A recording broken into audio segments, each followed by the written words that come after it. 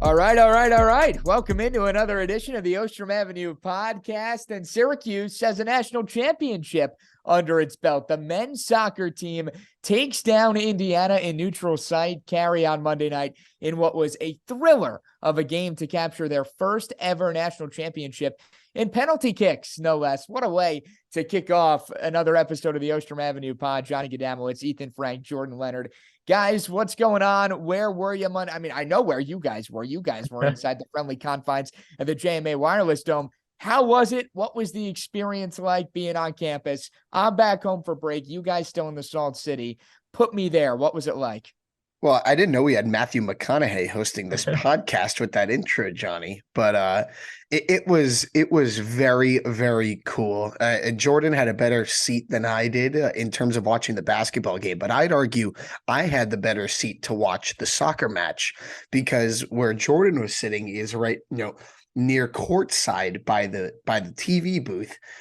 So that means he had to look all the way up to the top of the stadium of the dome where the big jumbotron is. I, in my press row seat, could look at the giant hanging jumbotron in the middle of the dome, which was much closer and much easier to view.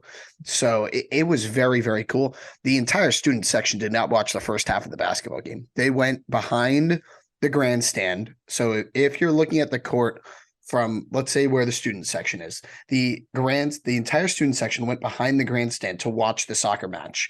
And I was as I was covering the basketball game, I was also trying to watch the soccer match on my phone, because, I mean, when are you going to get another national championship? It is something, it is something that does not come around very often. So I was trying to follow it, and the broadcast the students were watching over in the East End zone was about 30 seconds ahead of me. So anytime there was an ooh or an ah, and I was like, oh no, what happened? So good or bad? But it went to penalties, and it timed up perfectly that penalties started and ended during halftime.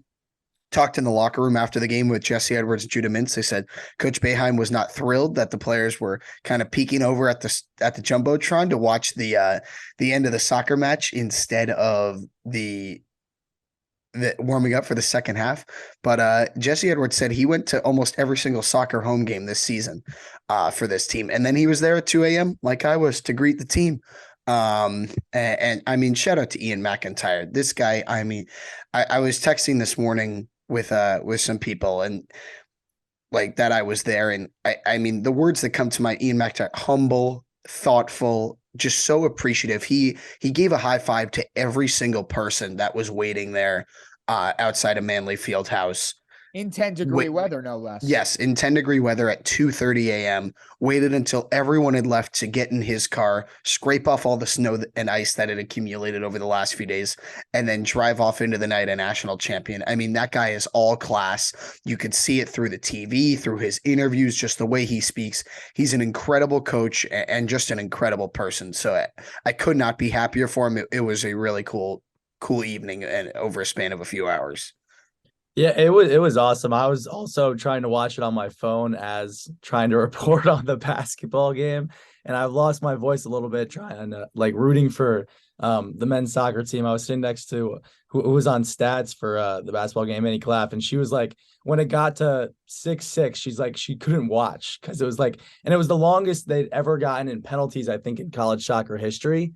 But you talk about how you were looking over behind the grandstands, Ethan.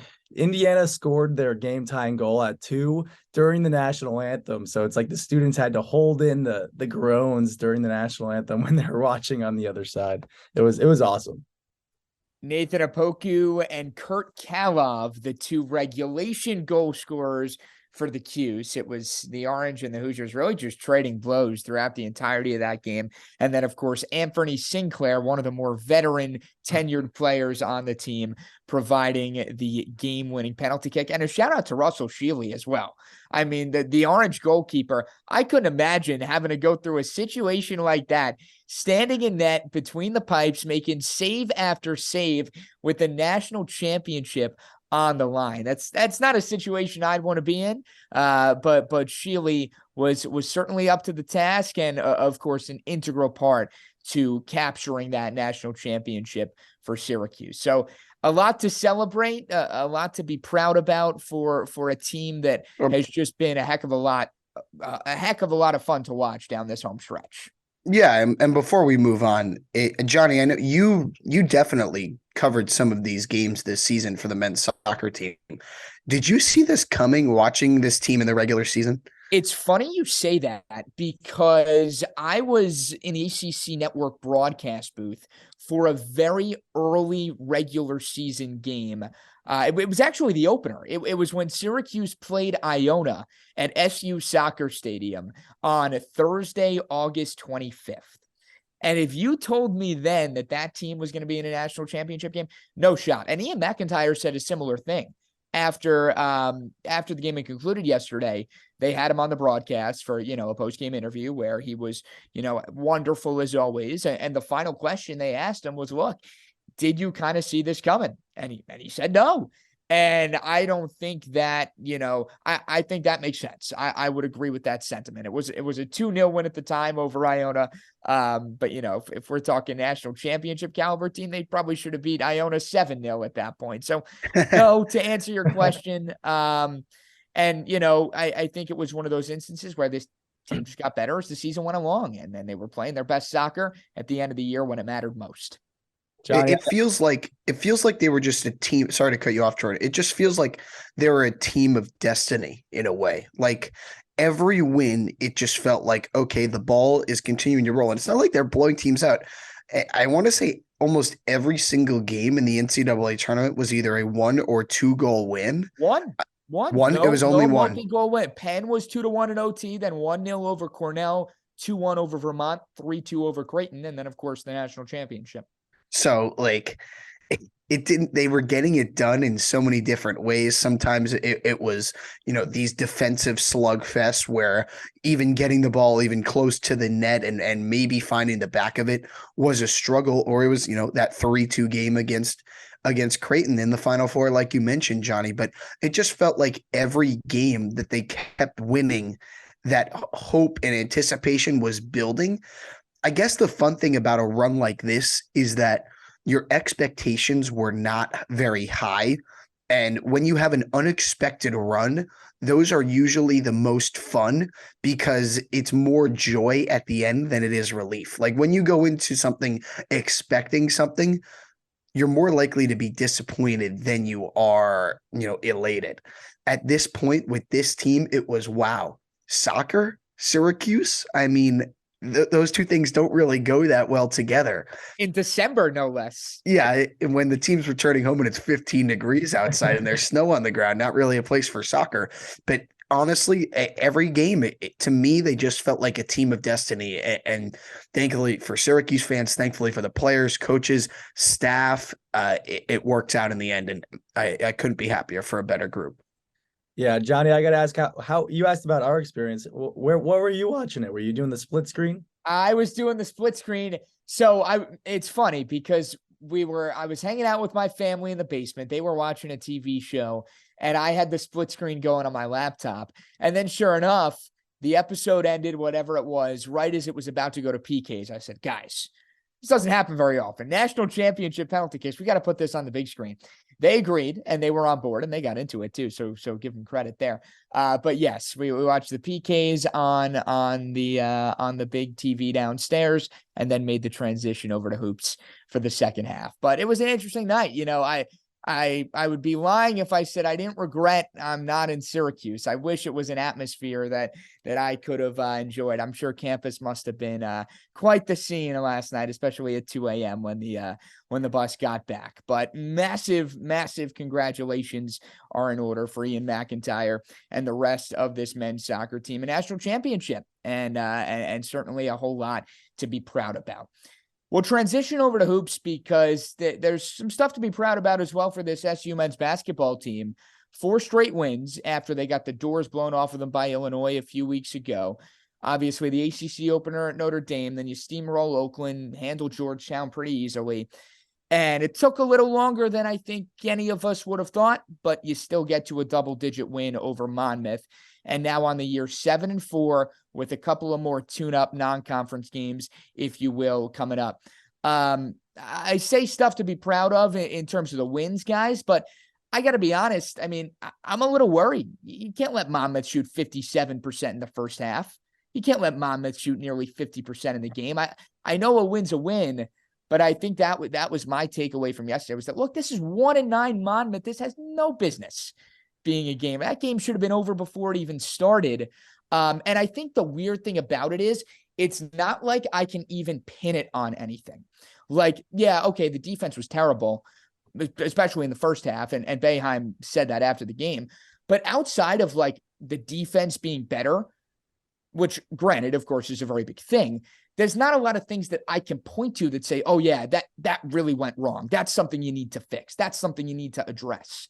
And even still, it's only a 15-point win over 1-9 Monmouth. I don't know if you guys agree. That was sort of my overarching takeaway from yesterday, even with 4 wins in a row. I mean, it was effort was the thing. Boeheim came into the press conference and just absolutely tore his forwards a new one, said our forwards didn't want to play basketball tonight. That's Chris Bell was not good. Benny was bad in the first half, but turned it on a little bit in the second half, started getting some rebounds, had an and one layup, had an and one three. So he turned it on a little bit. John Bull was not good. I mean, this is what you're getting with John Bull. I understand that, you know, he has like some sort of intangibles. He's got this decent passing ability, but I mean, he can't move, guys. Like, he can't move. His athleticism is about a 2 out of 10. I understand he knows exactly where he needs to be on defense, and that's a good thing, but he just can't get there fast enough when teams are swinging the ball around and making quick passes. And thankfully for Syracuse, Monmouth was in the 330s on Ken Palm's offensive efficiency coming into this game. Syracuse's defense dropped by 20 spots on Ken Palm last night. So that was really embarrassing. And the other forward was Malik Brown. He was probably the best of the 4 forwards who played last night, finally getting some extended run. And Boeheim was talking about after the game, he's not quite there yet, which I understand because his positioning is still a little bit off. And on offense, he doesn't really know where to be. He's kind of just clogging the lane because he has no shooting threat. So like the thing that Boeheim was talking about was we needed Malik in the game to help Jesse rebound, but they were also playing Benny at the 3 because Bell was just not good. So, and Taylor didn't get any minutes, which was weird. He just didn't have it. But when you play Benny, Malik, and Jesse, that's 3 almost non-shooters. It clogs up the paint so much that Jesse can't post up. And there were a couple times where there was some good big-to-big passing, some offensive rebounds. Jesse had a nice assist to Malik, I remember, underneath the basket. But that's a very tough offensive unit and not one you're going to play with in conference play, I would imagine, unless Benny dramatically becomes a knockdown 3-point shooter that can stand on the perimeter. So he was very upset with his forwards and said he doesn't really know, indicated maybe he might change the starting lineup when asked about it after the game. I believe that was you who asked that, Jordan. It was me. I asked him the question. I was like, you thinking about changing the starting lineup? And he said, I think about a lot of things. And like right now I'm thinking about getting some food. So he who knows? I think something has to change in the starting lineup because if he's going to take Chris Bell out after 3 minutes every time, if he's so annoyed about the fact that Chris Bell got 0 rebounds, why is he in the starting lineup is my question. I think Malik Brown should be getting more minutes. I know he's not really an offensive threat at the moment. He's one of those guys that gets the offensive rebounds and goes back up with it. And that's where he gets his 11 points. And he goes 1 of 3 from free throws. But I think just he shows the energy. I think he brought energy when he came to the floor. And Syracuse has not come out with any when they've started the game the last 3 games going back to Oakland and Georgetown. So I think something needs to happen in the starting lineup. There needs to be a switch to just give this team a shot in the arm, especially to start. Because if you start slow, then you have to work your way back to get it tied. And then you have to get over the hump to get a lead. Right. And those things don't just happen in conference play. You don't come back from deficits like that against real ACC teams. And this January schedule is a gauntlet. But 2 things to follow up on what you said. I want to go around the horn and see who you guys would insert into the starting lineup over Chris Bell. But before we do that, I have to say, I was at the 2 games in Brooklyn and Boeheim continued to talk about Chris Bell's rebounding. And from where we were sitting, Johnny, you were there. It was kind of like we were pretty high up. We weren't that close to the court. Being where I was sitting yesterday, I thought the Chris Bell rebounding thing was a little bit of a bit. It was like kind of just Boeheim going at a young player. The stats didn't show it, but he was trying. Watching yesterday, okay, it was jarring. There were multiple times Chris Bell had inside positioning for a rebound and almost didn't jump or got out jumped or got shoved, like pushed out of the way because he's 6'7", 200 pounds. So does that fall under your, because I know something you hit on before, Ethan, was the effort aspect of things. Is it a matter of just not crashing the boards, or is it a more physical lack of capability? I think it's both. I think it's Okay. both. Something I would do that I suggested on the double overtime the other day after the Georgetown game, I would think about playing Chris Bell at the top of the zone, because if he is not able to rebound, he's essentially a two guard. So why on offense? Obviously, he's 6'7", 6'8", so he's a wing player. Why not play him at the top of the zone? Michael Benege was 6'7" and made the transformation from forward to point guard. I'm not saying Chris Bell is going to be your point guard, but there have been very tall players that have succeeded at the top of the 2-3 zone. So yes, you don't want to take Joe or Judah off the floor, but maybe in an experimental way, if you have the chance, why not try Chris Bell at the top of the zone and use his length to his advantage, because he's not helping you rebounding wise. I don't hate it. I don't. I mean, I think, look, if that's something they're going to experiment with, it's going to have to happen over these next few games before you get into the conference play. But for me, I don't know. I think Chris Bell perfectly fits the mold of what a good sixth man can be, right? Like that energy guy, spark off the bench, doesn't need to eat up a ton of minutes, can knock down shots, maybe doesn't offer a whole lot outside of knocking down those shots, but like everyone wants to push this Bell starting lineup, short leash narrative. And obviously that's what's happened so far. But I think in order for his potential to be maximized, he should not be a starter. I think a lot of Orange fans have learned that at this point in the year. I think Jim Boeheim has learned that this in the year. So you mentioned, you're curious, Ethan, to see who the alternative is there. I see no reason why a guy like Justin Taylor can't occupy that spot. I mean, I think. Yeah, that's who I was going to say. That's what I was going to say he's shown too. enough at this point in the year where I'm comfortable rolling him out there, giving him starting type minutes against ACC competition. Is there room for improvement? Sure. He's a freshman. When is there not room for improvement with freshmen? But at the end of the day, I think a situation where you have, and again, all this comes with a grain of salt, because maybe it was Brent, it was someone who said it, that, doesn't really matter who's starting games. It matters who's finishing games. And that's what, you should really take more stock into as far as the five on the court when Syracuse needs to close out a close game down the stretch. But I don't know. I think it makes too much sense not to have Bell kind of be that spark plug that comes off the bench that, as I mentioned earlier, gives you that burst of energy, can be a threat from range for a team that doesn't really have a lot of threats from range. I wonder how much longer we're going to see the starting five up on the board or up on the live stats, what have you, and Chris Bell's name being in there. Two things off of that is, one, I think it has to be Taylor, because if you start, the other options would be John Bull or Malik Brown. So neither of those players offer shooting, and I don't think Benny will be taken out of the starting lineup, considering he's a sophomore. He has the experience, but you need shooting on the floor. You cannot have two non-shooting forwards start a game. And to go back to your point of what Brent said, it's not about who starts, it's about who finishes. When you're starting every game down double digits, it kind of does matter who's starting, because there are times you're not going to be able to climb out of these holes. So yes, obviously who's finishing is more important than who's starting, but if your starters are putting you in a 10-point hole every game, then a change probably does need to be made. What were you going to say, Jordan? No, I agree that they need to start better. You can't fight back every single game. I think Malik Brown, I'm not a huge John Bull guy. I think he's the definition of what a stiff is. Like he's limited in his athleticism.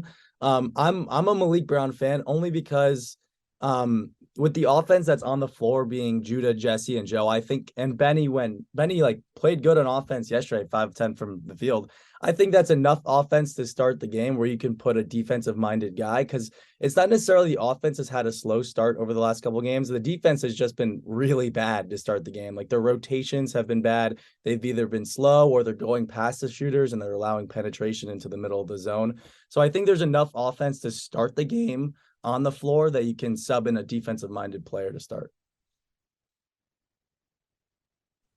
I think that makes a lot of sense. We'll see, right? That's why they play the games. I think we're at the point now where, look, you've got Cornell coming up this Saturday. You've got the first 3 ACC games. There's no reason you can't go out there and go 3 for 3. Talking about Pitt at home next Tuesday, Boston College on New Year's Eve in the Dome, and then you hit the road for Louisville after the new year. But that sort of segues me into where I want to go next with this, guys. Where are we at right now as far as the expectation going forward? Is this a team that come late February, early March is going to be pushing 20 regular season wins? What's the temperature in the room as far as what we've learned about this non-conference slate so far, and how much have our expectations changed? We spent all football season talking about changing expectations. What's the status quo for you guys as far as what the ceiling and what the floor is of this team going forward? I mean, it's hard to say. I don't feel great right now after this game against Monmouth. You look at the next 4. I'm using my 2 analytics sites. My favorite that I bring up all the time, KenPom, as well as Bart Torvik's T-Rank. You got to start calling you Ethan KenPom Frank. You can. I mean, he's got a projected 15-16 record, 9-11 in conference. So that, he says Syracuse is going to beat Pittsburgh, BC, Louisville, as we said, Notre Dame at home, BC at home, Georgia Tech at home, Wake Forest at home. He doesn't have them winning a single road game except for at Boston College and at Louisville, who's obviously terrible. Even at Florida State, who's awful. He has them projected to lose only by 1 point. But I mean, there are winnable games there for Syracuse in conference. There are coin flip games that they'll have to win if they want any chance of making the NCAA tournament. I see them anywhere from 9 to 12 ACC wins. I don't think it's any more than that right now. I mean, you look at the tough teams. They have to play Virginia and Virginia Tech twice. You got to play at Miami, who's very good. You got to play North Carolina and Duke. Clemson on the road is a pretty good team. I mean, this schedule is not easy. So I'm worried about the month of January. That's going to be a very, very tough month when you have a stretch of Virginia Tech, Notre Dame, Miami, Georgia Tech, North Carolina, Virginia Tech, Virginia again.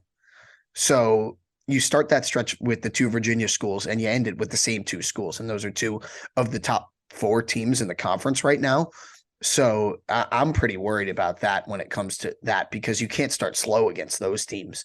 You can't have, Benny on the back of the zone losing 2 guys behind him on the first 3 possessions of the game against Monmouth. So do I think this team will develop? Yes. The problem, as Behi mentioned last night, was that they're relying on their guards for everything right now. And the last few games, Joe has shot the ball well, but we saw what happened when Joe did not shoot the ball well. And when you're relying on Joe to score, that is a problem, because you need other players to supplement him in the scoring department. Judah was terrific last night. He was my highest graded player of the game. I thought he was excellent. I mean, his free throw shooting the last 2 games has been terrific, because I asked him after the game. He said, the first few games I was around 60% at the foul line, and I've always been a good free throw shooter, and that was really upsetting me. And I asked him, are you feeling more comfortable at the line? He said, well, I'm just getting back to me. I'm getting back to what I've been doing my whole life. So I think that was really encouraging as well. His passing has been terrific as well through the last few games. Double-double with assists against Georgetown, another 5 last night. And his defense at the top of the zone has been good. He's really good at reading passes and picking them off, getting a foot or a hand in the passing lane. So I understand relying on your guards to score. That's what guards are for. But when you're relying on Joe Girard to score and you don't have any supplementary scoring from, you don't have reliable scoring, let's say from the forward position, then when Joe's off, you are desperate for more scoring and you just don't have that consistency is what worries me on offense. Yeah, Judy even hit a 3 for the first time since Colgate last night, which was awesome. What worried me last night was how Jesse Edwards responded to, as Jim Boeheim quoted, physicality, which I find it hard to believe Monmouth was like quite physical enough to hold Jesse Edwards, considering they only had Amon Sandu, who was a 7-footer, in there for like 10 minutes, and then other than that, they had no guy above 6'9". But I think Jesse Edwards is going to have to play. Like, he's going to have to score and rebound in every single game for Syracuse to have a chance to win. Because if the guards are the ones scoring the ball, the defense is going to adjust, and you need somebody to go down low. And if it's not going to be the forwards, it's going to have to be Jesse Edwards. I think the stretch that you talked about, Ethan, in January, kind of like the stretch last year in February, where they went to North Carolina, they went to Notre Dame, they played Duke at the end of the year. I think that's going to be kind of their murderer's row of sorts this year. And that stretch is really going to tell you how many wins they're going to get. If they can split it, if they can get like 2 of 6 or something like that, that'll tell you kind of how the ACC schedule will wrap up. I think right now Syracuse is just so unpredictable. Their defense can either be really good or it can be really bad against Illinois. Their offense can be really good if Joe Girard scores, or it can be really bad if Joe Girard doesn't score. So I think they'll continue to develop, like you said, Ethan. I think the freshmen need to get it going. Like, Chris Bell needs to figure out how to please Jim Boeheim so he can stay on the floor, because when he's on the floor, he's been making shots. And I think if they give more minutes to Malik Brown, I think that's also a key, because John Bolajac's been the energy bunny of sorts kind of earlier this year. I think Malik Brown can be that same thing, where he brings the energy and he's just he's playing his heart out. And I think he can energize the team to do that. And especially in bigger games, like when the other team is more talented than you, the one way you can win is rebounding and energy and out hustling them. And that's what I think Syracuse kind of has to do, especially in a zone when you struggle to rebound. You have to bring the energy to kind of compensate for that. Well, the next opportunity for the Orange to do just that comes this Saturday when SU welcomes Cornell at 3 p.m. in the first Syracuse-Cornell basketball game that will not have a Boeheim on the court in quite some time. The Cuse and Cornell get going at 3 p.m. Of course, WAER's got you covered at 2:30 with McClurg team countdown and tip-off. Guys, before we close up shop, a little bit of noteworthy news on the gridiron, seeing some rumors and names tossed around recently as far as the coaching carousel is concerned. And Syracuse has really learned that the hard way over this past week with the loss of both Robert and I and Tony White. Had people thinking, okay, could Dino Babers potentially be on the way out? And a school that was coming up time and time again in those conversations was none other than Purdue University, and Purdue, as of Tuesday morning, naming former Illini defensive coordinator Ryan Walters their next head football coach. So I don't think Dino's going anywhere. I know we all kind of have our different theories and preferences as far as that is concerned. But Purdue is a school that you can officially cross off the list if Mr. Babers is indeed looking elsewhere.